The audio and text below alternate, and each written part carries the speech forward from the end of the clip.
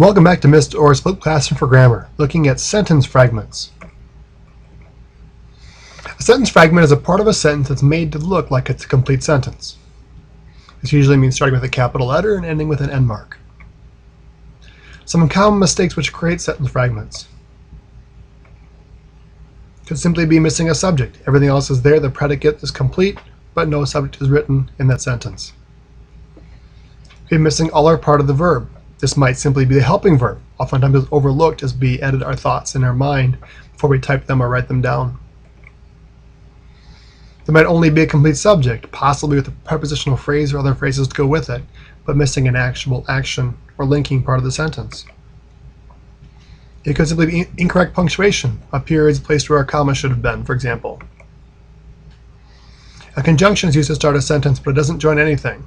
Starting with fanboys in particular can be a way to create a fragment.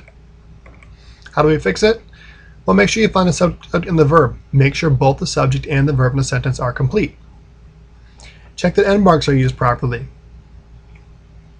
If a sentence starts with a subordinating conjunction, make sure there's one sentence after it, or an independent clause after it, and another complete sentence following a comma. If a sentence starts with a coordinating conjunction, connect that sentence to the previous sentence, just as a compound sentence part.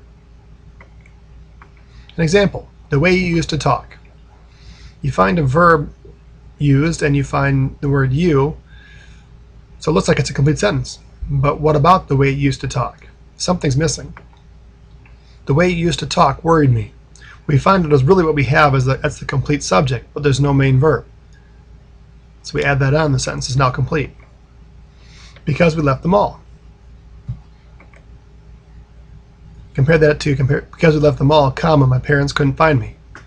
The first sentence starts with a subordinate conjunction. The second sentence is added after the comma. For the practice here, make sure you realize not just what's there, but also figure out what's missing. You may not be asked by teacher necessarily to write down what the changes are, but make sure you do find them so you know how to explain your answer. Good hunting!